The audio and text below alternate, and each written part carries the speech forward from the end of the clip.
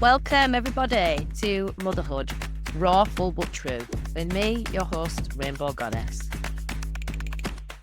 This podcast offers candid portrayals of the reality of mothering in a Western, individualistic, patriarchal culture.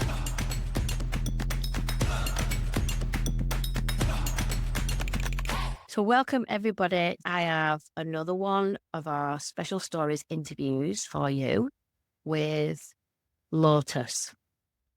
Lotus is a special woman that I met at the Buddhafield Village Retreat, which is the highlight of mine and Frankel's year. We've been going for the last 3 years, getting to know the community there. And this is a special place and a special piece of land where there's no judgment, where I've never felt so held as a parent with a small child, never felt so safe, where there are really healthy connections and where I don't feel any of the edges of my traumas or my self-esteem issues. I can just feel so much of the best parts of myself. It's an amazing week out of time, and Lotus takes care of everybody. I really wanted to interview Lotus because she is a single mum. Her child is 11 and she's just decided to home educate him. And I wanted to understand how her faith, how her Buddhism supported her as a mother. And Lotus, just to give you a bit of context, never thought she wanted to be a mum. She never thought she'd ever feel baby madness, what she calls it, this overwhelming drive to have children. And then she had an accidental pregnancy with her ex-husband that unfortunately ended in a stillbirth. And that changed her feelings, made her feel like she wanted a baby, started in a relationship with another person and ended up having a planned pregnancy with her son, Bodhi, who's now 11. But that relationship ended after 9 months. And then at 3 years old, when Bodhi was 3 years old, that's when she ended up joining at the Buddhafield community. And so we're going to get into a bit of the depth of the story around her journey into matrescence and then start to really unpack more of her life now. Now, she really feels like her journey and being a single mom has helped her to focus so much on creating balance and community that being a single mom for her really feels like a win. And often she's met with stigma because this is quite difficult for people to hear. They want to hear that the struggle's real rather than the success of what it can bring into your life. Welcome so much, Lotus. It's such an honor and a privilege to be here with you and have this conversation. Thank you for coming on. Please, can you start at the beginning and just, contextualize a little bit deeper for our listeners? Thanks so much, Rainbow. It was really lovely to hear those things about the village retreat, and I really think and feel those things too, even after all these years, that it is a really special place to be held and to meet people and to meet people on a similar journey. And yeah, I guess I'll start right from the beginning with the journey, although you've described a little bit of it already. And I'll also just bring in that it's already half term around here. My son is here. He's amusing himself in the living room. He's doing a little project today. But if he comes in, I'm just going to talk to him because these are our lives as single parents. That is happening. And it's about making that stuff visible rather than trying to be this sort of serene being all the time or any of the time. Yeah, like you said, I didn't grow up very keen to be a mother. It never felt like part of my future. I was pretty happy the way that I was. And yeah, really comfortable with that. And then having said that, I was with somebody long term and we were not being that careful in terms of whether we would get pregnant or not. But also that's partly because I'd grown up in a body that I was told was difficult to make a pregnancy, just to do with polycystic ovaries and things that they sort of say, and now know, like years and years later, they say in quite blasé way sometimes, we've discovered this, we've thought this about your periods, we've done this scan, so you've got this and probably it's going to be difficult for you to get pregnant. And so I think I was always just quite, okay, and then not super careful. And so obviously that turned out not to be true in this instance. And I became pregnant in, 2006. Yeah. And that was unexpected, but we were, happy about it. And I then a sort of a series of things happened in my life, like really quickly. I got pregnant. I got married then when I was 7 months pregnant, and we bought a house together. We were like aiming at this really normative life, I guess. And I was very keen to set that up all of a sudden. When I was pregnant, this kind of nesting instinct kicked in, and I was like, yeah, let's go for it. Let's just have this normal life. And I did kind of crave that because of some of, my family history. It wasn't super smooth or anything. So I was like, I think we try and repair these things by creating the simple life for ourselves. And then unfortunately, at 38 weeks, my son was stillborn. So he was called Rowan. And we just quickly sort of went into this spiral of just grief instead. And I think that stillbirth, you're leaning so hard into a future that you're absolutely certain is going to happen, and when that is taken away, that lean becomes a free fall, and I felt like I was falling for a long time after that. And, the whole house was still set up with a nursery. And so I remember somebody had to come home during the birth to dismantle the water pool, because I had gone into hospital thinking I was going to give birth in the next few days. So we'd set up like the birthing pool and all the rest of it. And I think for all I'm an alternative person now, I was super alternative back then. I was determined to be a certain way. I had all my hypnobirthing stuff up, and it was very different to the pregnancy that I had with Bodhi. And I think that there is quite a common myth that maybe grief will bring you together as a couple, but actually it's not that. I can't remember the stats now, but the stats are quite high for people who split up in the wake of a stillbirth. For some reason, it just doesn't work out. And for me, it didn't work out for a number of reasons, but because it was just so hard. It was like, I cannot look at this life and look at this person and think about, I'm desperate for another child, but how scary is it to have another child with this person? We had a miscarriage then, maybe 6 months later, but a very early miscarriage. And it just didn't feel like it was gonna work for me. And another person came along. They were bright and shiny. The grief wasn't there. So I then made a transition to another relationship. And my ex-husband is still a very important person to me in my life, but it's more of a kind of brotherly relationship now. And we're people who went through this thing together. Yeah. So then I was with Bodhi's father. And for a long time, I would go about my daily life, but in the background, it was always, I really want to have a child. I really want to have a child. It would be like a song, a refrain that was just completely threaded through everything. And there were times when it was just really full on. Like, I know that there are women out there who will definitely have experienced this, because I speak to them from time to time with different stories, but they just feel this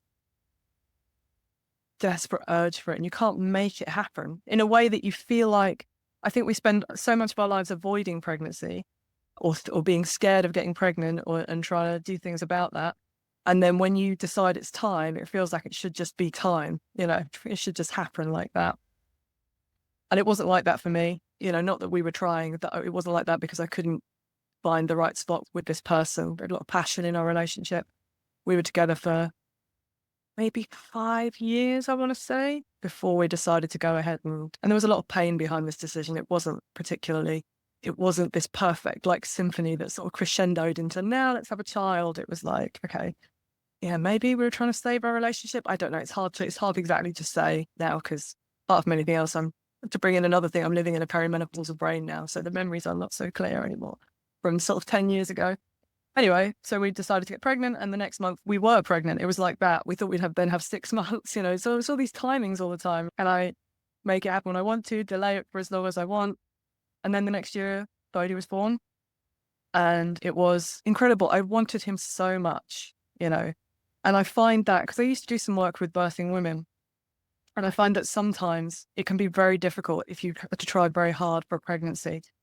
So through IVF or through any journey that somebody might be on, like if they've wanted it and wanted it, and then the child comes along, and of course it's hard, because having a young baby is hard, and you almost feel like guilty because you've wanted this thing for so long, and now you're experiencing it as difficulty. Like, how can I not just be completely in bliss all the time because I've had this thing that I've tried so hard to get? So I did experience some of that, especially Bodhi wouldn't sleep for more than an hour at a time when he was very little. And so that's, a recipe for insanity, really. And yeah, things didn't work out between me and his dad. His dad left when he was about 9 months old. And that was an incredibly difficult time for me. I had really wanted this to be a family thing. And for a while there, I just wasn't sure I was gonna pull it together. And I felt myself repeating a pattern of my mother's life. My father passed away when I was 11 and my brother was 13. And my mom was disabled and she had difficult mental health issues. And she basically, after that, it was like she didn't really want it anymore. Like without my dad, she was like, this isn't what I wanted. I cannot cope. She's gone now, which is why I feel more comfortable saying these things. I cannot cope with this life. I don't want it. And, the wrong parent died. She used to say that to us because she just sort of felt like it wasn't possible for her to be happy. And I suddenly had an inkling of that when Bodhi's dad had been gone for maybe a year. I'd done the grieving and all the rest of it. And I suddenly remembered this pattern of my mum's. And it was almost like she reached out and taught me this, almost like a negative lesson. Do you know what I mean? I was like, I am not going to do it. I'm not going to do it. I'm not going to spend my whole life looking at Bodhi wishing for something else. Because I wanted him so much, And so those two things coalesced. And I also left the house that we'd all shared together. And I remember driving away from that house and feeling like it had all been a dream, and just, I didn't have any sentimentality about it at all. I was like, see ya. And that's when Bodhi and I sort of went into our new life together, where I basically decided to get myself together to embrace the life that we had rather than continuously wishing for the life that I wished that we'd had. I was going to come in and say thank you so much for sharing these things and just really offering compassion to those parts of you who've gone through so much with your own parents and losing your dad, and your mum having such a hard time. It's been really difficult for you growing up, seeing her like that. And then having the journey with your ex-husband and that free-falling part into that grief, and just really empathizing with you there and sending some love, and then this courage, this resilience, learning this, like what you just said, the negative lesson, like being the flip of that. To some point when you start to get a bit more sleep, or you start to get good with the reality of mothering. Like when you mentioned you think it's going to be blissful, it's not. I was the same with my son every hour. And I remember starting to feel, to bring him to me, and I wasn't overflowing with compassion and nurturance. I was frustrated that he'd woke me up again, and then starting to feel those edges of, whoa, this isn't what I thought I'd be like. So having that realization, and this is one of the myths, that a mother will be this endless fountain of nurturance for a child. This is one of the myths that we grew up with in our collective, I think, that impacts us. And the reality is a lot different. When I was having some therapy in early infancy, the therapist said to me, it's a love-hate relationship. And this deep sob escaped from my body because I had the revelation then, wow, that's true. That is so true. And nobody ever told me that. But I think we get to this point when we're journeying in isolation with these things in our psyche, as we're getting into the depth of, the self-sacrifice and how that's taking its toll on our nervous system, like the thoughts, the imagery that had come into my mind. Like I imagined throwing my baby out the window. I imagined things, and that impacted on me as well, the guilt and the shame and the silencing. So I couldn't really express because I was worried that something bad had happened, somebody would take my baby away. And I think I wanted to unpack this a bit more because it causes a lot of separation. It causes a lot of women to deal with these things on their own in isolation because they're so afraid to speak about it or to be pathologized for it. And actually, this is normal. When women are in such dire circumstances, so exhausted, so under-resourced, in an environment with a male, mainly, or on their own, I feel like it's so inorganic. Like we're mammals that should be held by other mammals, giving us endurance to carry on being these, self-sacrificial beings that really can't tend to our own needs because our babies in early infancy need us so much. They're not like horses that just get up and start walking within minutes. They've no independence. And so it's so overwhelming for a woman to have that realization, to feel the weight on a nervous system and the impact on a psyche. Like some researchers frame it as a spiritual crisis or a psychic crisis or an existential crisis. I frame it as a spiritual emergency because I was so unprepared for this evolutionary leap, and within a culture that's so individualistic, that's neglected to educate us about the reality of what's going to happen. So I feel it. And these men in these homes, in these nuclear families, they're unprepared as well. It's not their fault that they don't know what we need. It's not their fault that they've not got that deep sense of nurture, or like that they can't mother us when we're becoming mothers. It's not their fault. They're not held either because they haven't got this sense of community anymore. So I think it does fracture us. But there comes a point that came for me where like this mother endurance kicks in, like a maternal endurance where you just don't break.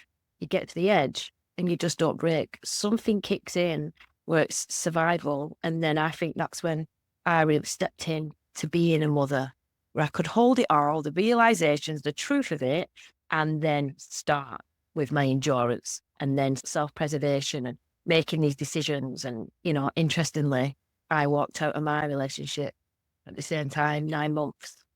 So it's like another pregnancy. Maybe it takes you epoch of pregnancy to birth yourself as a mother in this culture. That's what I felt. And then I was on the own like you. So yeah, beautiful. The strength it's took. And I'm seeing you then in this car and it's like, come on, this is us now. This is how it is. Let's begin. So beautiful. Just honoring your strength, your self-awareness, self-preservation, and, really blessing all them grievances you've had to go through. Yeah. So you're in the car and you're headed to some sort of sunset on the horizon. Yeah, in the funny town of Swindon, place where legends are born. Yeah, and when we tell these stories, you can see the points, but it was all happening gradually at the same time as happening dramatically. And like you say, sleep is real. And two things happened when we got to the new house, which one, his room wasn't ready. And before that, we hadn't really been co-sleeping. And so he slept in my bed. And not only did that mean he slept a bit better, so that I started to get more blocks of sleep, but also I used to hold his hand when he was sleeping. And so for a while, I just remember lying, sort of holding his little hand and looking at him. And like that just embodied touch and experience was really healing. I say this thing sometimes that I birthed him and then he birthed me. And it was that over that time period that I really felt that happening and starting to see what our sort of family unit would look like. It's just the two of us. And before he was born, I was an event professional for 10, 12 years, working at lots of different festivals and things. And I used to do that with his dad. And so the first year that he was around, we went to a load of events, but I just had him as a baby. But I used to be on those teams where I used to go. And then the second year, obviously, his dad and I had split up by that point. For a whole year, I just died. I didn't go anywhere or do anything.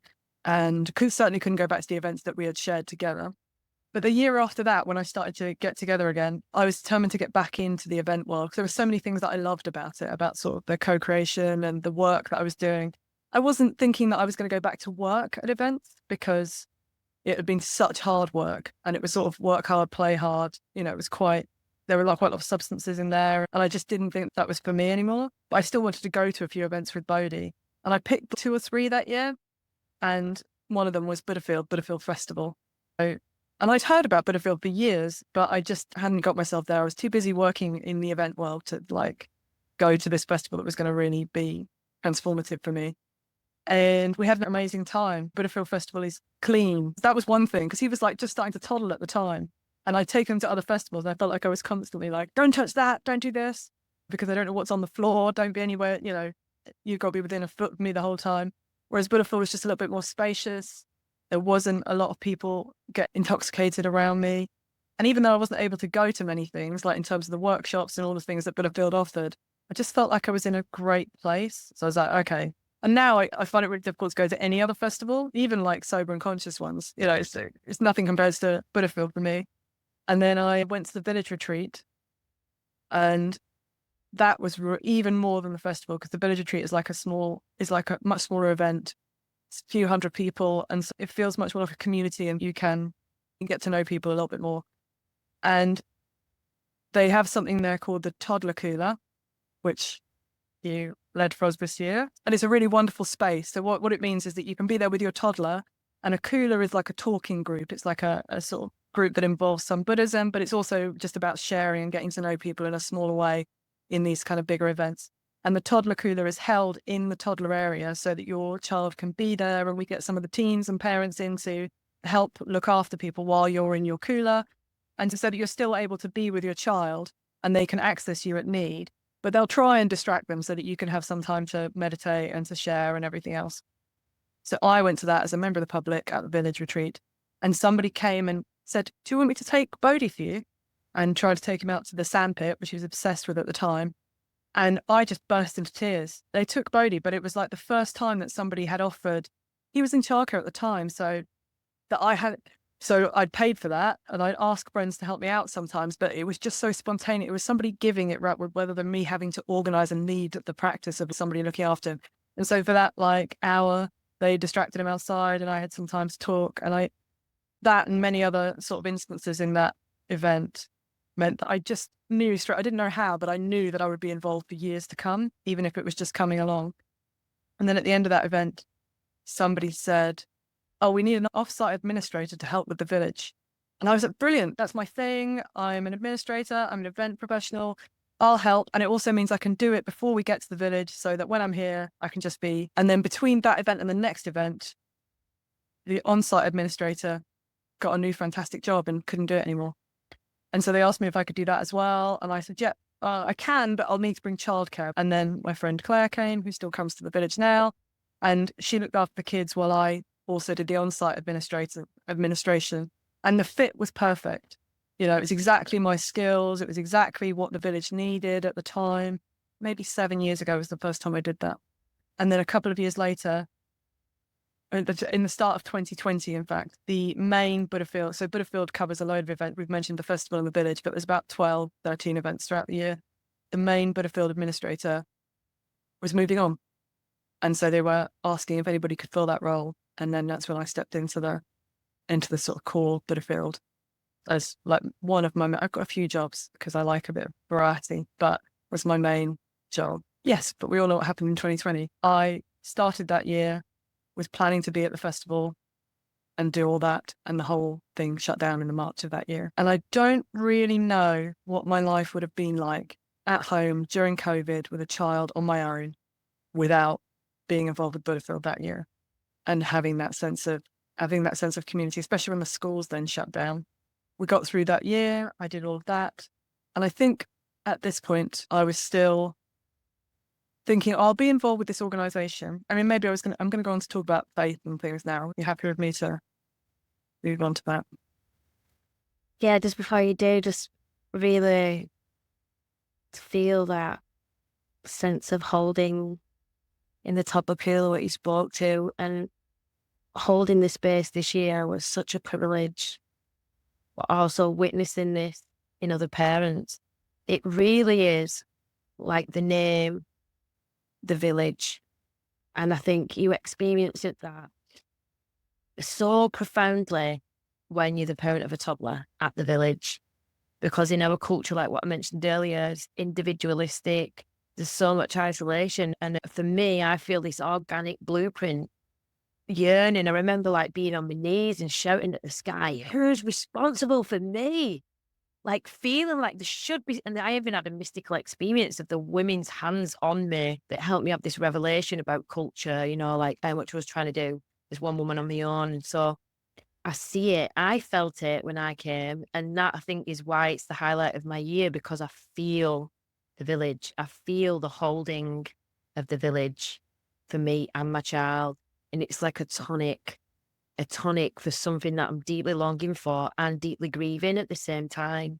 And I know so many other parents feel that too when they come in that toddler cooler and the team are there just holding the space while the parents get the space to go a bit deeper with themselves and with the teachings and the practices, which are so nourishing.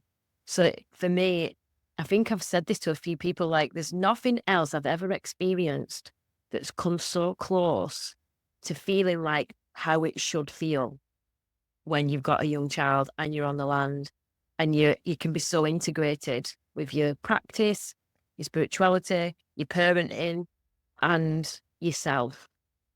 So it's a very profound, very special experience. Yeah. It's just we need to add that in there.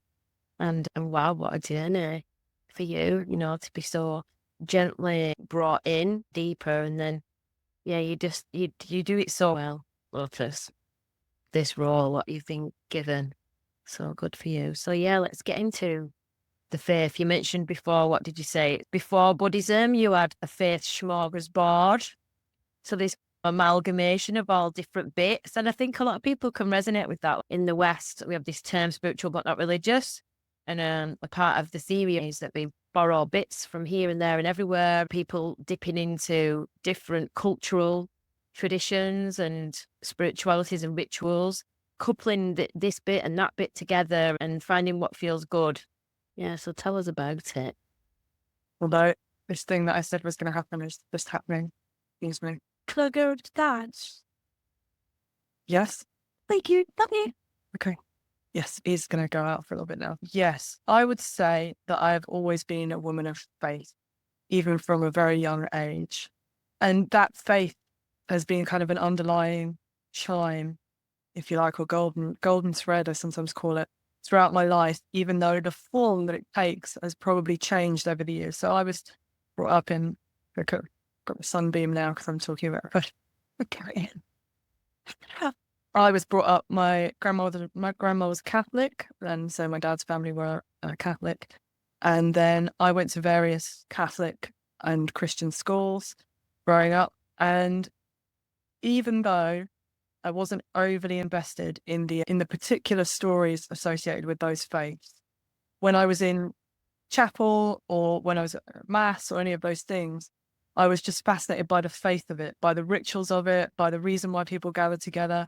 And I was, inspired by my grandma in a lot of ways because she came through the war and a divorce, which was not common back then. And also both my father and my father's sister died before she did. So she died in 2004 and they both passed away before then. And yet her faith was unwavering. And when she became ill, the priest used to come around to her house and offer her communion. And she just derived a lot of comfort from it. And I could see that even though I wasn't particularly into that faith myself. I think that I just always had that sense of it. And then that moved into paganism for a long time. And there's still elements of that in my practice. I'm still observing the Wheel of the Year, and it's quite involved in the kind of Buddhist practice in the tradition that I'm in now. I'm sort of semi-trained priestess of Avalon, so I did that for some time. And then yoga. So basically after Rowan died, I'd sort of been dabbling in yoga since I was about 19. But after that, it became an incredibly strong practice for me. And, I was very into the philosophies and ethics of it. And that was really my path for a long time. At some point, I felt like I was trying to shake off the grief. And I felt like people were still looking at me in the world and going, oh, there's the woman that lost her baby. And so I felt like I needed to get out. So I went to a yoga school for months, and I was just able to do that at the time. I was lucky enough to have the capacity to do that. And that's where I sort of found a practice I was committed to for quite a long time. But it's still, I still felt on the edge of it.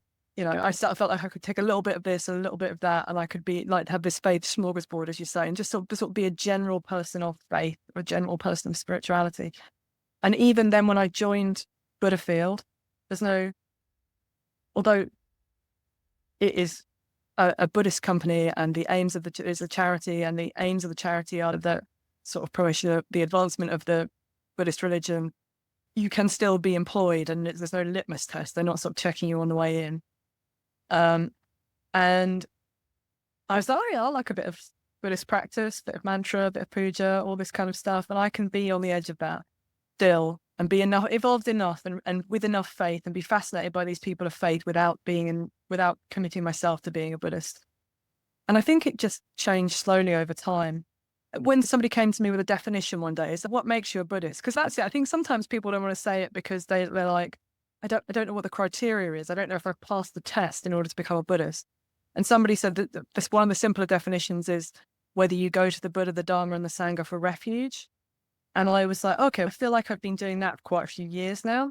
I can clearly see the ways in which I go to all of those things for refuge. That, in case it's not a familiar term for people, going for refuge is a sort of term for the sort of absorbing yourself in those things as a way to become more cognizant with reality, and therefore be less attached to the things that cause suffering in the world, or suffering for yourself, attachment to this continuous self. And so it literally feels like a refuge from the sort of natural illusion that we live in. I mean, it's more complicated than that. I'm not a Buddhist scholar, but I think I'm still very heart-led. So sometimes it's quite difficult for me to lay down concepts like that. But that's the sort of rough scope of it. And then I was at a Buddhafield team gathering. So these are the events that bracket either end of the season that we run as a community. And I was talking more and more about what's called becoming a mitra. And mitra means friend. And it's sort of I guess it's more culturally familiar for people to think about christening. So it's like you're christening into the community, but it's normally done as an adult and you choose it rather than something that's done when you're a baby. But it's it's a step into the community, and you never have to do it. And you also don't have to do anything after that. It's not the start of a massive journey or anything if you don't want it to be. Some people become mitras and that's it. And basically, and for me, it's a beautiful ceremony that you don't have that much parallel for in the world. It's basically a ceremony of friendship. It's you saying, I'm glad I'm here, sitting in the ritual, you say, I'm glad I'm here and I want to do these, I want to commit to these things with these people. And your whole community of people saying, we're glad you're here as well, And the whole ceremony just feels about that gladness to me. And then you get all these gifts and stuff, like it's normally chocolate and incense and stuff, but people just put down little small, simple gifts, which I didn't know was going to happen during my mitra ceremony. I hadn't seen it before. So it was like an amazing sort of spontaneous outpouring of love. People hug you, we all practice together. And then it's a really significant and beautiful thing. And you ask to become a mitra at some point if you feel called to it and if you feel like you can commit to it on this level. So I asked because my heart sang with it all of a sudden. I think about things quite a lot. I maybe overthink sometimes, but then when it comes down to it, it's normally a heart-based decision for me. Suddenly my heart is into it. So I asked to become a mitra. I had a very beautiful ceremony at Frog Mill, which is the land where we hold the village, which isn't actually that common to have a mitra ceremony there. And I was just so happy. You see the photos of that day and I'm just kind of beaming all the time. And even then I was like, okay, I'm going to become a mitra, but I'm not going to do anything else. Like I'm not going to commit even further to this path because, but I don't think of myself as religious. It's a weird word or a member of a religion. A year later, I was at another team gathering and just various things were falling into place. So the next step, if you wanted it, is to ask for ordination within the Buddhist order that I'm a part of. And yes, I just suddenly felt called to do that. And I think I'd always experienced commitment to a faith or commitment to anything really as some sort of narrowing of your options, some sort of restriction on your freedom. And somebody said commitment is freedom as well. Freedom to sort of deepen in this practice rather than constantly going, am I picking the right thing? Especially in this age where you've got your options are, myriad in terms of, and you can always get this sense of FOMO or what if something better comes along? And I think I just started framing it differently. Commitment being freedom. What if something better comes along? It's not like a prison that I'm putting myself in. It's a framework that will make things clearer for me and that I can refer to. And I refer to it daily, for many different reasons, including parenting. Beautiful. Seeing you there on that day of you becoming a mitra and these celebrations, there's something that resonates for me there around belonging. I feel like I've been on this journey of this life and never really felt like I've belonged. And I've gone from pockets of everyday mundane friends in different places in this country. And then I've moved on and moved on. So I feel like I've not got longevity. And that was the same for me in motherhood. I got rehoused in a new town where I didn't know anybody. And So for the last 4 years since becoming a mother, a part of my journey has really been, salient around finding belonging, this feeling of fitting in with a group that can know me. So there's something around this ceremony of you belonging, like this ritual of welcoming you in, and there's no expectations, and no, don't have to do anything. You can just come and belong here, and we're saying that you belong here now. And this is also lovely. So just so beautiful, that clicking in. And then I also wanted to speak to this going for refuge. I feel like I have a smorgasbord of faiths, drawing from shamanism, paganism, eco-spiritual feminism. And I grew up with a Catholic grandmother as well, and kind of rejected that. It felt a bit weird. But Buddhism is something that's felt the most nourishing and welcoming. And I think it's because of this element of the Sangha, because a lot of these other faiths are an individual path, but there's something about Buddhism that's offered me this welcome to belong more than anything else through the Buddhafield community. I know you, as a charity, you create such a beautiful space, such a welcoming space, and it doesn't expect anything. It's very generous in what it gives. And so I really feel this sense of belonging. And then when I'm at home and I'm doing a puja or I'm doing a mantra, I do feel like that sense of belonging with the archetypes of the bodhisattvas. So there's something really beautiful about that. And so when I go for refuge, I go to it to lean into it as something that can hold me. And I seek refuge because I feel, like I'm struggling with something, struggling with myself, struggling with these feelings I've got about life and things being unfinished, things not being enough. And then there's a line in it where it says, I confess my negative actions. I'm getting quite emotional now speaking to this because these archetypes and this Sangha, which is the spiritual community, they're there just without judgment, holding a safe space for you to say, yeah, I admit I've done shitty things and I've said shitty things and I've thought shitty things because I'm coming from this place of not feeling fully integrated, not really knowing the truth, not having it all together. And so I feel like being able to say that, to just see myself in that way with such compassion and not get into beating myself up about it. There's nothing that's given me that framework outside of Buddhism. So when I go for refuge, it's like this solace, a safe space where I can just feel held in these energies. I feel okay with not having it all together. And then from there, I can ask for help and I can be humble and I can have faith that I might not do it all in this life, but as long as I keep trying, it's enough. And so it's been really helpful for me, that going for refuge. Yeah. So let's get into this faith of Buddhism. Let's get into the mechanisms of how Buddhism has supported you to feel at peace and flourishing and successful in your situation. Yeah. I feel like it's quite hard to encapsulate the whole thing. I'll just start saying a few things and in Buddhism, they love a list, but you've got 5 precepts, which are the precepts you agree to have a relationship with. It's not like the ethics of Buddhism are internal in some ways. You have these kind of outside guidelines, but you're encouraged to develop a relationship with those guidelines rather than have them be rules that are, handed down. And develop it. And so you've got the 5 precepts, but you've also got the 4 noble truths, the 8 this, and we've recently just been studying in the recent Buddhafield team gathering a 3-fold path, which includes sila, which is ethics, which is wisdom, and samadhi, which is difficult to translate, but it's often translated as concentration. And this first one, sila, is really important to me on my parenting journey because I find that the more ethical I try to be, the better my relationship with Bodhi, and that becomes not something that's like that's strict, but it makes things simple. So I try and be truthful with him in an age appropriate way. So one of them is about not doing any harm. So I try and be as gentle as possible and trying to bring kindness into everything that I do with him.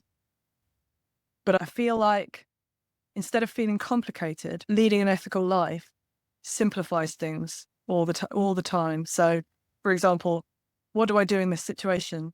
Oh, I just tell the truth. Like I said, I make a judgment as a parent what level I'm going to pitch that truth at, so that it's still kind to him as a young being.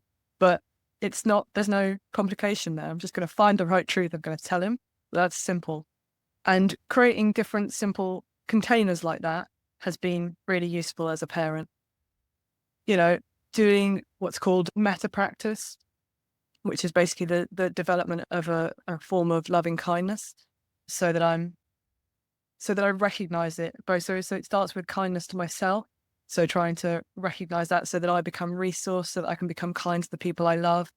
Noticing. So one of the next stages, I mean, people are often familiar with this kind of meditation practice, even if they're not practicing in Buddhism, the idea that you can generate love and then generate that in response to someone that you love. Then you generate that love in response to someone you feel neutral about. And then the next level is generating that in response to someone that you might feel difficult about, and noticing how often the person that comes up in the one that I love is often Bodhi, because this parenting relationship is the simplest form of love I've ever experienced. I look at him all the time and I say, and instantly, I think it 100 times a day, I look at him and go, I love you, and you can have that mean different things and have different parameters all the time. But it's as a grounding, I could just reach out. It's always there. I love him. I love him, and familiar relationships, partner relationships, these have always been a bit more complicated than that to figure out. And that the meta practice sort of helps me recognize that and to just sort of bring it into our daily lives.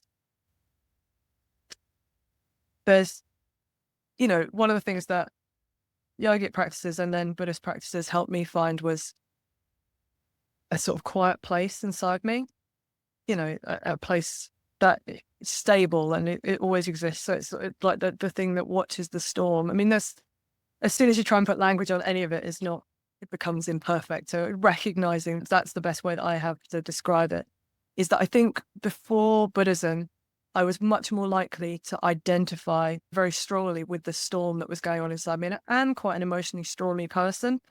And that's not to say, I'd say there's just a lot of weather is probably a better way to say it, rather than storms all the time. It just changes, and I'm very internally referencing, and, it's quite dramatic in there. And I have come to love that through my practice. Whereas when I was growing up, I think I was always at the mercy of it. And so I didn't like it. I was like, why can't you just be a more settled? Why can't you just not be over dramatic or this emotional? Or why can't you just, this kind of quite harsh sentence to say to yourself, why can't you just? And finding that settled place inside me has allowed me to be kinder to myself. And it also helps me pick up on when I'm thinking about Bodhi. Why can't you just stop bothering me? Or why can't you just be the perfect being that I can't be? Why do you have this relationship with electronics or any of those kind of things? So I sort of notice when I'm thinking those harsher thoughts, and it's just really through trying to live a gentler, simpler life. And I definitely think that the Buddhism supports that. And in the good, so one of the things you go for refuge to is the Sangha, and having that community has also just been invaluable. And what it means is a lot of conscious interaction. So whilst I have great friendships, I have friends that I lived near quite a few people that I've known for a long time since I was in my teens. So I've got this kind of grounding of friendship in my life. And I also have these familial relationships that, I don't have that much family. I mean, I've already mentioned that both my parents have passed on. I don't have really familial relationships, but in my friends, I do have that a lot. But when I joined a sort of formal is a weird word for it, but a formal Sangha, the conscious parts of friendship that group brings. So, for example, I barely ever have a work meeting where there's not a check-in at the start. And that check-in is in order to orientate yourself as a feeling being in a work context. You know what I mean? So you can bring in, I'm, premenstrual today. So I'm, feeling like I'm going to find it difficult in this meeting. And it's not about that anybody's going to go, okay, well, can't be here or judge you for any of that. It's about people being able to see it. So maybe today I'm going to be a bit gentler with Lotus because I hear where she's coming from. And then other days I can say, I'm flying, give me all the things, you know. So that happens. There's a lot of rejoicing practice in the Sangha, which is just a beautiful practice of just sitting around saying lovely things about each other. Sometimes it's focused on one person, and sometimes it's like a popcorn, or sometimes it might be focused on the season we've just done as a working group. And then also I have sort of semi-formal relationships in my ordination process where I can go to someone and say, all right, today I want to talk about my life in the context of practice and the context of the Dharma. Can you receive that and sort of advise me? It doesn't work out as formally as that, but that's what is on offer. And all of that is held by the Buddhist practice. And all of those things make me a better person, which makes me a better person for my son. I mean, I feel like there's so much more to it than that, but that's about what I can encapsulate at this moment. Wow. Just feels so nourishing having this container that holds you, you know, with these values.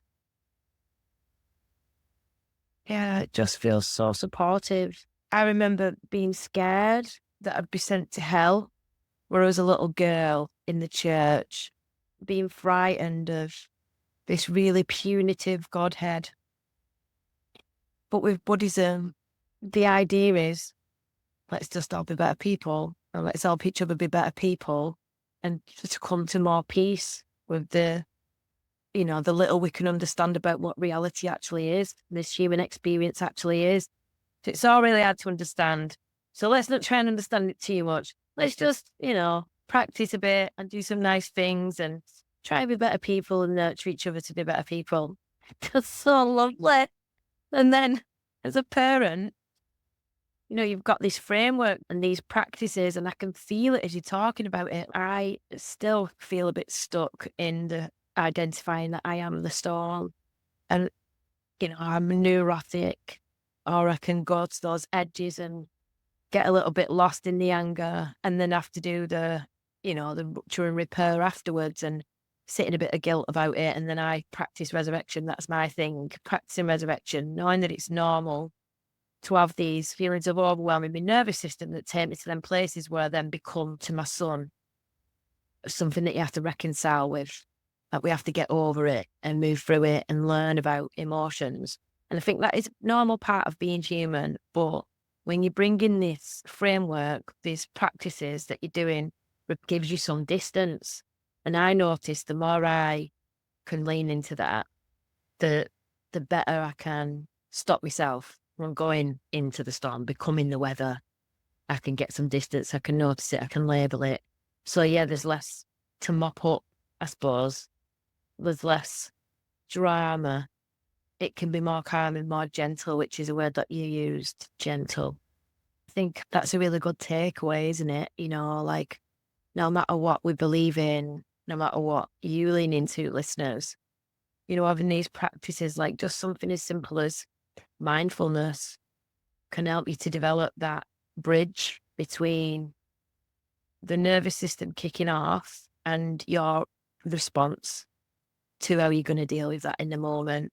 If you can make that bridge bigger and bigger, you have some time, even just a split second, to be in a neutral space where you can acknowledge what's going on and then choose how you're going to respond, rather than just letting it overwhelm you and becoming the storm. And I think as we move forward, wanting to create this more conscious, nurturing humanity, that's a really good lesson to teach our children, whether we want them to be Buddhists or pagans or Catholics or whatever. Helping them to develop that skill is really wholesome. And then the other part which felt really nice was when you talked about your semi-formal relationships you have with these mentors, you know, and I think it's like the elders I was mentioning before that I feel is missing in community. So I feel like you've got that as well, nurturing you, some people that you can go to that are holding the space for you, hearing you, not judging you, and then offering you this encouragement and a little bit more of a drip of what you can work on next to encourage you forward. So it's just beautiful to hear and, yeah, very inspiring for me. I feel like Buddhism, it calls to me. It's something I feel quite nourished by, but I wouldn't say that I'm Buddhist.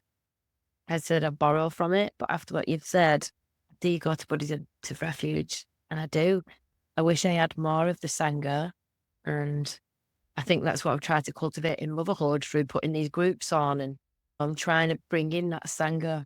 And it came up in my research. I looked at the meaning of spiritual community to single spiritual but not religious mothers, and found that women who become mothers need community, but there's a quality that has to come when you've been on a path of personal development. You want to relate authentically. It's not enough just to go and be in a secular group where women are sat with the babies talking about babies. We needed a safe space to go and say, this is how hard it was last night. This is how I'm finding the edges in myself. So what we needed was a mattress-centric group that was focused on the women and what she was going through, whereas a lot of groups in society are child-centric and not focused on even helping the mums connect with each other. So I struggled with that, and then that's became, a thread for me in putting on groups and trying to bring mothers together, and it still is. I want to work more on that in society to try and bring not a Buddhist Sangha to mothers, but a Sangha of mothers who are having these shared experiences that can relate deeply because they're all going through it, but also have this edge where they want to lean into personal development. They want to do personal development work. They want to be more ethical. They want to be more, in control of their emotionality, and to become more, well-rounded, grounded beings that they're more proud of and that can be better role models for the next generation. So there's something so beautiful, really celebrating that you've cultivated this and that this is your life, and really inspired by it. Yeah. Yeah, I think you mentioned before, I wanted to sort of say a little bit more about this idea of celebrating. I remember this moment. At the end of the village retreat, we have this thing called the cabaret as well, and I was watching somebody sing a song, and it was about the passage of time and our children growing up and the kind of poignancy of that. Because when you do a yearly thing, the same as observing the wheel of the year in paganism, it gives you a marker point for what was I doing last Samhain, what am I doing this solstice? And the same with the village, it gives you this kind of marker point. So you feel this kind of passage of time. And so I was standing there and I was like listening to this song and I was crying. It was beautiful. I was having a really connected emotional moment in time and the poignancy of motherhood. And somebody put their hand on my shoulder and said quietly to me, "It's hard being a single mum, isn't it?" And I was like, forgot. You didn't chime in the moment. I was just, they were coming from a really lovely place. So I didn't step on them in the moment. But I felt like I was being painted as like a tragedy. And I would always be a tragedy because I was a single parent and that was the hardest thing in the world. And, and I was in the moment, no, I'm having an incredible experience. And it's not the normative experience. It's not like what people said it would be, but I feel like it's powerful for me. And I've derived a lot of power from it, and even just the simplicity. Whilst I have to do everything myself, I also get to do everything I want myself. I'm in charge of this roadshow. And the simple relationship with Bodhi is very clear. We're a little pack, we're a small pack, and we've got lots of friends and support, but we're very clear about our pack roles and we're able to be very open with each other because we've just developed this relationship where it's the two of us. I'm not trying to say there are no complications to that. Sometimes when it's not the two of us, he's, oh my God, I'm used to having one adult on me all the time and now I don't. And so that can be difficult for him and that needs managing as well. And I don't want to be saying, oh, single motherhood's amazing as a way of painting over anybody's difficult experiences, because I feel like we can find our way into good spaces, but it's bypassing. It becomes a form of spiritual bypassing if you try and get there without putting in the Buddhist practices and any other practice that you might do. I feel like a lot of the time you're just trying to make the capacity bigger. There's a parable that's like about imagine your pain and difficulty and putting as a drop of ink, and you put that drop of ink in a glass of water and it will color the whole thing and you'll be able to, the whole thing will be focused on the difficulty of that thing. But if you can make yourself into the ocean, then there'll still be that drop of ink, but it doesn't color the whole thing. It's still contained within the thing. And in Buddhism, we're facing the idea of, it's often translated as life is suffering, but it's not quite that. It's life is a sense of dissatisfaction. And also people really rail against that idea that life might be suffering. The first thing people say is always, oh, I enjoy my life, or this kind of thing. So it takes more subtle thought than just to say that life is this one endless suffering thing. But the point is, things are impermanent. There's old age, sickness, and death. There's a lot of pain to be had in the reality of life. We may not even be the people that we think we are. We may not be the consistent selves that we've built in order to make ourselves feel secure. And so through practice, you sort of create a bigger and bigger container, or a container that can almost take it. There's a phrase, the more practice you do, that it hurts more but matters less. So you become more resonant with the pain and the reality of life, but you can hold it because it's in a bigger space. I mean, to relate that back to what I was just saying, it's not that it's not difficult. It's that it's within a container of brightness that I treasure. And that makes it easier to hold that stuff.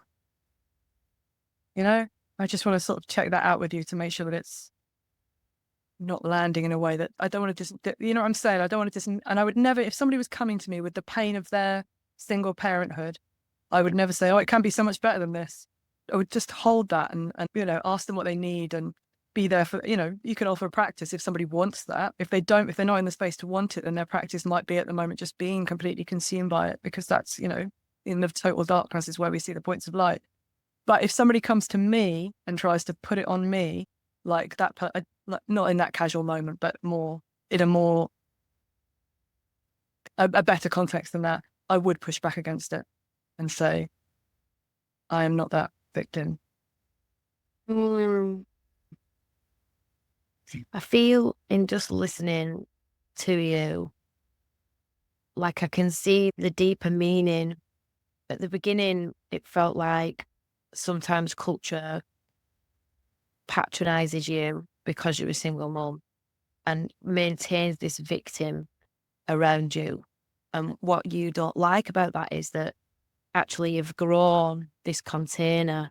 Things haven't really changed with regards to your situation or how much responsibility you've got, but the way you hold yourself in it and your capacity to hold it all has grown through, what you've put your time and effort into, which is your practice.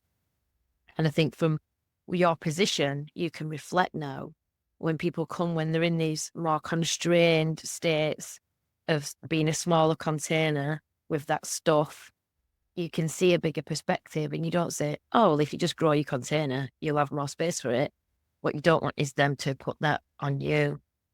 So I get now what you meant right at the beginning. And I don't feel it as negative. I don't feel like you're belittling my size of my container. What I'm feeling is it even growing, just listening and being in this sharing, which is beautiful. It's beautiful for me. And I'm not saying that everyone needs to go off and be a Buddhist, but I think, everyone should be able to get some inspiration from that. I want to be able to have more capacity, to be more balanced, to have more time, to be able to enjoy more of the sharing of the good feelings with my kid, because they grow up so fast. Like just the last 3 years of being at the village has gone so fast. And I can imagine that the last, 7 years of you going with Bodhi has just gone so fast. So I think it's important to make space to enjoy it, because it is hard, and the point of it is to have loving experiences, to make nice memories, to feel like you've had presence with your kids. I heard someone once say when they were on the deathbed and reflecting on life as a parent that the only thing they'd wished they'd done differently was had more presence with the children, to listen and be there. And so I think no matter what faith we come from, if we can do that, if we can work a little bit on creating more presence and more spaciousness, then that's only going to be more enriching for our relationships with our kids, so that when we are old and we're reflecting and it's kind of all coming to a close, we could be proud and feel glad and not have regret. So yeah, I feel inspired, and my motivation to practice has grown as well from this. So it's been very enriching. Yeah, that's not for fair at all, that everything, but just, I feel like I do want to introduce a little bit of the kind of shadow side of things, because it's not to say that everything's perfect or everything works out. Everybody's got a list of the things I think that they could do to be a better person or be a better parent. And I feel fear around things like the presence of screens, for example, in my life. I also bury myself in my work rather than being completely some sort of earth mother thing around Bodhi. And I'll, worry about those things. And I, d- I I really feel the lack of control over trying to make him the person that, not even that I want him to be, or I feel like I need him to be, because the world is like this. So I've got to create this kind of resilience. Or I've just started the home education journey, and everybody, it's one of those topics that you introduce and everybody's got an opinion on it, and they're happy to share that opinion. And normally when somebody's talking about fears around socialization or education or fitting in with the world or any of those things, normally those are fears that, I also have. So yeah, so it doesn't make it into a perfect journey, but I feel like I live on the edge of holding myself accountable and trying to make a life that's better, and instantly going over into some sort of forgiveness, and that I'm doing the best I can, and that in any given moment, I had a little argument with Bodhi last night. I can't even remember what about, just one of the small arguments of parenting when he's 11 years old. He reflects back to me in my own emotional language. So he's quite I find him quite sophisticated when he's making a case about something, and he also just won't let it go. So it got a little bit crunchy. And he said something like, it's almost this word for word, which is kind of a weird thing to hear coming out of your child's mouth. I feel like you're asking me to hold your experience and my experience at the same time, and I can't do that. And it's just unbelievable. But in that moment, obviously all the anger or all the kind of crunchiness of the thing just dropped away. And we just sort of held each other's hand and laughed. We just normally end an argument with laughing rather than trying to sort it out, because you can't really logic your way out of feelings a lot of the time. And it was quick. And that's what I find, that even though I have the difficulties and even though those things come up all the time, moving on is quite quick. And that's a huge benefit as well, because they call it, I'm not gonna be able to explain it properly, but they call it the second arrow. Actually, we could probably talk about why I can't explain it properly, because I haven't said so much about being perimenopausal at the moment. They call it the second arrow in Buddhism. So the first arrow is the thing in this case, the first arrow is the argument. And the second arrow would be feeling guilty about that, carrying it on for ages, the sort of secondary layer of stuff we put on to things that have just happened. And the idea is to try and stop it before the second arrow. The first arrows are inevitable. Life is full of first arrows. But the second arrow you can avoid if you are watching out for it. I think what you're saying is you have difficulty, and you're not saying that because you create this spaciousness, how I kind of phrased it, that your life's perfect and blissful all the time. It means that you are able to deal with it easier, more harmoniously. It doesn't stick too much. You don't get lost so much in the guilt and the drama, because you've created this spaciousness around it.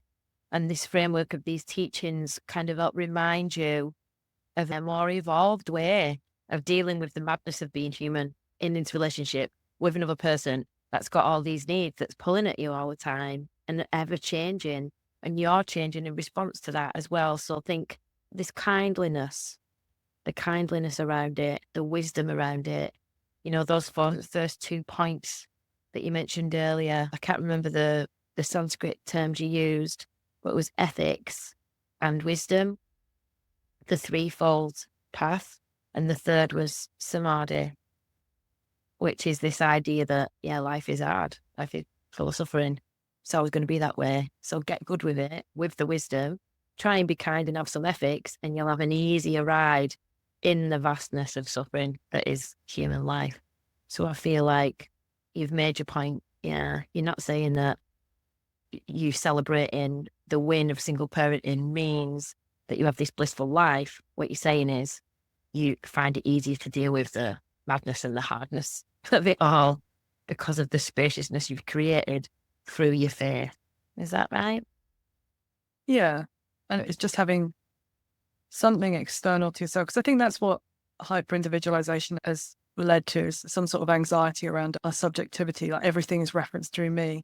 And letting that go has been a process of humility that I've enjoyed, you know, and having something referencing outside of myself that I can go to for refuge, and just trying to simplify the concept. So yeah, I'll say a bit. No, I probably became perimenopausal about a year, maybe 18 months ago, maybe even before that was when I started to sort of identify it like that. My memory was always quite good. So it was a massive drop off for me. So I suddenly couldn't remember like the conversation I just had. I was kind of obsessively carrying around a notepad so that I could just make sure that I had like a catch for all of that stuff. And I'm tired. I was just tired all of the time. So I got my HRT patches, and that has really improved my life because I didn't have the capacity at the time or now to just drop everything and sort of retire to a cave. It's just not the reality of my life. And whilst I wouldn't have said it, years ago, I wouldn't have said that I'd be someone who would go to like medication or anything to paper over the hormonal changes of my life. Now I feel kind of at peace with that decision. I'm like, no, I'm living this life. I enjoy my life and I want to carry on doing that for at least for now. So I'm going to take whatever support I can get, really. And it's also, so during that time, I was finding it quite difficult, as in I was saying, how can I manage my life? How can I manage my parenting if it's all kind of like falling apart memory wise? And I, again, I've come to see it as kind of a blessing. Now the HRT has helped. Still, it's not what it was before, but I think there is a process of acceptance there. Like, what can I do? I can't hold it all in my head. I can't manage it all. You know, there comes a point where I'm trying to become more discerning. So practice helps me to become more discerning about whether to hold on and try and push through and get that thing done, or whether to just lie back and float in the current.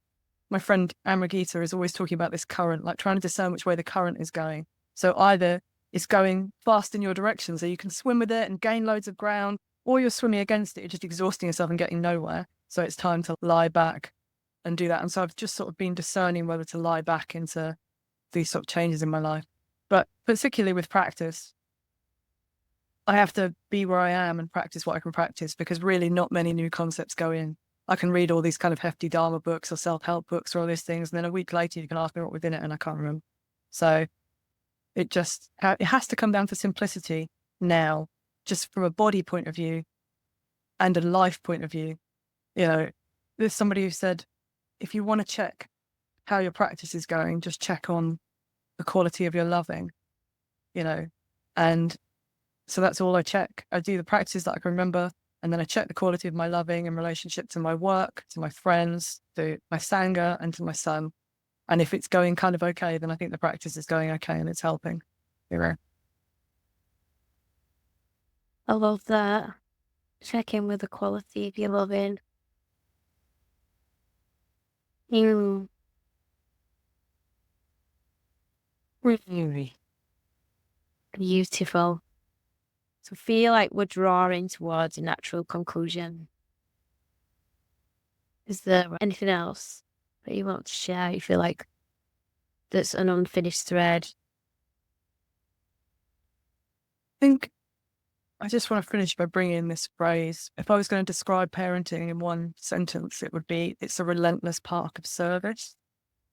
And that service has been my life for the last 11 years. It's always there. I've always got a responsibility to Bodhi.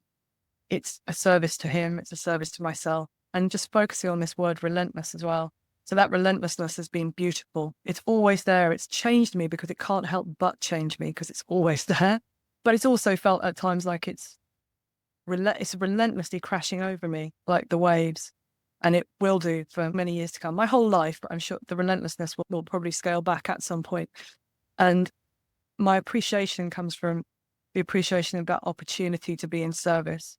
because as a being, I think I would have just carried on centering myself. And there's nothing wrong with that, centering yourself and finding your path of service through service to yourself, service to your community, any of those things. You don't need to be a parent in order to be on a path of service. That's not what I'm saying. But for me, having no option was really helpful. It pushed me into it in a way that I may not have chosen. It's made me a better person. Thank you. Yeah, I feel what you're saying there. Yeah, I credit Franco as being my greatest teacher. My greatest teacher. Yeah, the strength I've found in myself. Like even in birth, I remember leading up to it saying to people, when I'm really struggling, when I'm in my labour, you have to remind me of Marajejje Mountain, which is this 4-day hike I went on in Madagascar to the top of this mountain. And, you know, I was halfway through a 3-day traumatic birthing experience. And I said, do not say that word again. Marajejje is nothing compared to this. Yeah, and I've, through my life as a maiden, been able to really wallow in pits of self-indulgence around feelings and not good enoughness, and being a mother, having this service, like what you say, this relentless path of service, it's made me pick myself up in ways that I never knew I could before. But it's taught me so much about emotional resilience, and I've learned a lot about responsibility, which has made me grow so much. There have been so many gifts that I've got from being a mother and this relentless path of service. And then, you know, the beauty and their unconditional love and their forgiveness. And yeah, it's a very profound thing. The rewards that you get through, whether it's, you know, the impact on you as an individual, like I said, with growth, or whether it's through the ways that they recognize things, or like what you said before, how you see what you've taught them in the way that they behave, or these little glimmers they give you of who they're going to be when they're a grown up. And you think, oh, I had a role in that, in shaping and supporting that. Yeah. It's very beautiful. Very hard, but very beautiful thing. Wow. Thank you so much, Lotus. Thank you. Yeah, I really appreciate your honesty and your wisdom and the inspiration, and yeah, really grateful. Thank you for coming on. Yeah, thanks for having me. Very serenely, we've finished this episode, listeners. This place of beauty and calm and kindliness and inspiration. Yeah, sending out so much love to you all. Please get in touch if you want to talk about homeschooling. That's a topic I'd really love to go into on the show. And yeah, thanks again, Lotus. Bless you, bless Bodhi, bless your lives as you unfold into this homeschooling adventure. Yeah, may you be gentle. So thanks for tuning in. I've been Rainbow, this has been Lotus, and we've been Rawful But True. Could you?